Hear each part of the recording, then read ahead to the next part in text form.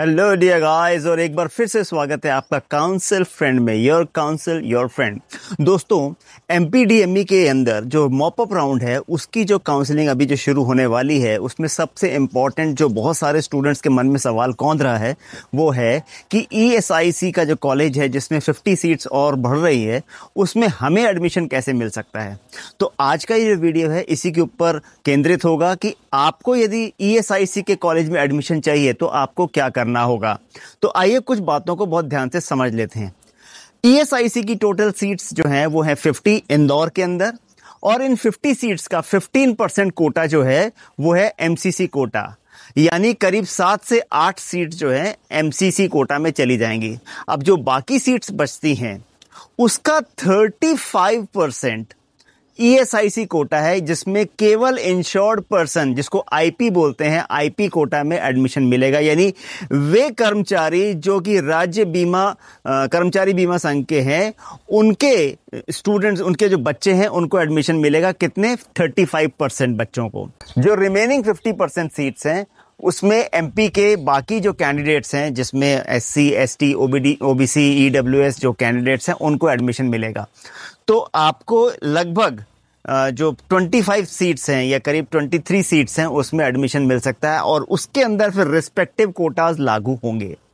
अब ईएसआईसी में यदि आपको एडमिशन लेना है और आप जो हैं वो आईपी वार्ड हैं, यानी आपके पिता या आपकी माताजी जो हैं कर्मचारी बीमा संघ में एनरोल्ड हैं, तो उनको क्या करना होगा? उनको अपने रीजनल ऑफिस जाके एक खास फॉर्मेट पे एक सर्टिफिकेट लेना होगा कि yes, I am insured person, और आपका जो कंट्रीब्यूशन है उस बीमा में, उस बीमा कंपनी में, उस बीमा संघ में कम से कम 3 महीने का कंट्रीब्यूशन गया होना चाहिए। यानी ऐसा नहीं है कि किसी ने आज कॉलेज में एडमिशन लेने के लिए अपना कर्मचारी बीमा करा लिया और अब वो मॉप अप राउंड में शामिल हो जाए। He should be at least 3 months old person, जिसका आईपी सेगमेंट में उसको आना चाहिए। अब इसमें कुछ और बातें इंपॉर्टेंट है, इसको समझ लेना चाहिए कि आईपी के अंदर तो मैं आ रहा हूं, मगर मेरे को सेट ऑफ डॉक्यूमेंट्स क्या लगेंगे। तो देखिए, ये जो स्क्रीन पे नजर आ रहा है ये है लिस्ट ऑफ डॉक्यूमेंट्स जो आपको चाहिए होंगे। Number 1, NEET 2025 admission hall ticket, ये आपको चाहिए होगा। मध्य प्रदेश की जो डीएमई काउंसलिंग है उसका अलॉटमेंट लेटर आपको चाहिए होगा। नीट स्कोर कार्ड आपको चाहिए होगा जिसमें आपकी ऑल इंडिया रैंक मेंशन्ड हो। एसएसएलसी सर्टिफिकेट यानी क्लास 10th का जो मार्कशीट है वो चाहिए होगा, जिसमें आपकी डेट ऑफ बर्थ होनी चाहिए। पीयूसी, सीनियर सेकेंडरी, इंटरमीडिएट या 12th स्टैंडर्ड मार्कशीट या स्टेटमेंट आपको चाहिए होगा, यानी 12th marksheet. Eligibility certificate for the students of CBSE, ICSE और अदर स्टेट्स, यदि आप किसी और स्टेट्स के हैं, सीबीएसई के हैं या आईसीएसई के हैं, तो उसका एक एलिजिबिलिटी सर्टिफिकेट और आपको पेमेंट डिटेल आपको चाहिए होंगे। Valid EWS, OBC, SC, ST, PWD candidate का सर्टिफिकेट, यानी आपका कैटेगरी सर्टिफिकेट यहाँ पे आपको चाहिए होगा। स्कूल टीसी आपको चाहिए होगी, स्कूल लिविंग सर्टिफिकेट आपको चाहिए होगा।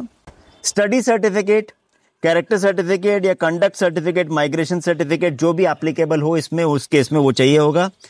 अंडरटेकिंग फॉर एंटी रैगिंग, ये आपको एक एनेक्सर 1 में एक फॉर्मेट दिया हुआ है, जो एंटी रैगिंग का फॉर्मेट है वो एनेक्सर 1 में दिया हुआ है, उसका आपको डिटेल चाहिए हो तो आप मेरे डिस्क्रिप्शन बॉक्स में जाके आप उसको वहां से डाउनलोड कर सकते हैं, जिसमें सारी चीजें दी हुई हैं। Affidavit for ESIC UG MBBS service bond from MP Indore, ये एनेक्सर 3 में दिया हुआ है, इसका आपको एक कॉपी लगेगा।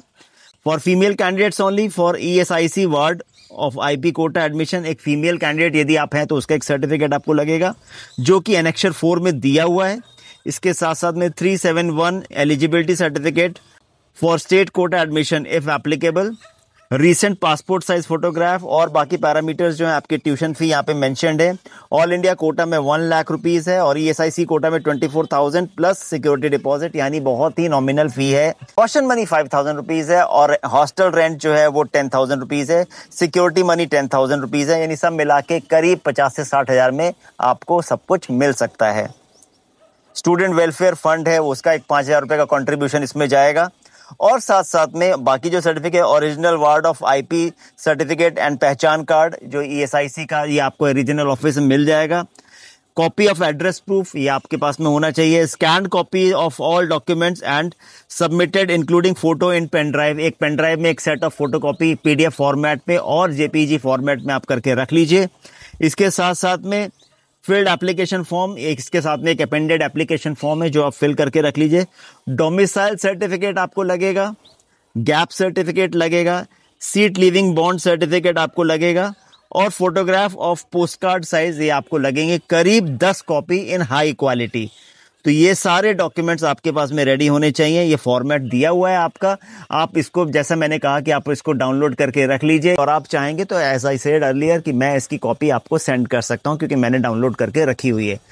तो अभी से आप कमर कस लीजिए, क्योंकि यदि आपका एडमिशन ESIC में नहीं भी हुआ तो आपके साथ में बहुत सारे लोगों का एडमिशन यदि इसमें होगा तो वेटिंग लिस्ट कम होगी, यानी आपका चांस दूसरे GMC में बनने की प्रबल संभावना है हो जाएगी। तो इसलिए एक एक सीट मायने रखती है और एक एक नंबर पे एक एक रैंक मायने रखता है। मेरे से कोई और जानकारी यदि आपको चाहिए हो तो एज आई सेड अर्लियर मेरा नंबर देखिए स्क्रीन पे दिया हुआ है, आप मेरे को फ़ोन कर सकते हैं, आप मेरे से बात कर सकते हैं। और यदि आप चाहते हैं कि आपका एडमिशन हो और यदि आपको कोई भी मेडिकल कॉलेज नहीं मिला है अभी तक, तो आप चाहें तो मेरे पास में ऑप्शंस हैं। MBBS करना इम्पॉर्टेंट है, नीट एग्ज़ाम क्वालिफाई हुआ हो नहीं हुआ हो इससे बहुत ज़्यादा फ़र्क नहीं पड़ता। रिमेंबर, नेक्स्ट एग्ज़ाम जो है आफ्टर MBBS आपको, चाहे आप इंडिया से करते हैं या इंडिया से बाहर से करते हैं, देना ही पड़ता है। तो इसीलिए MBBS आपकी हो जाती है तो आप ऑलरेडी एक सेफ जोन में आ जाते हैं। बहुत सारे स्टूडेंट्स ने नीट एग्ज़ाम जिन्होंने इंडिया से क्लियर करने के बाद इंडिया से MBBS किया है, उससे अच्छे मार्क्स जो बाहर से करके आए हैं उनके स्टूडेंट्स के आते हैं। So definitely you have a fair chance. कोई और इन्फॉर्मेशन चाहिए हो तो आप मेरे से कभी भी कांटेक्ट कर सकते हैं। आप मेरे चैनल पे नए हैं तो इसको सब्सक्राइब कर लीजिए। मिलेंगे जल्दी एक नए वीडियो के साथ में मॉप अप राउंड के बारे में और इन्फॉर्मेशन लेके। Till then take care, bye bye.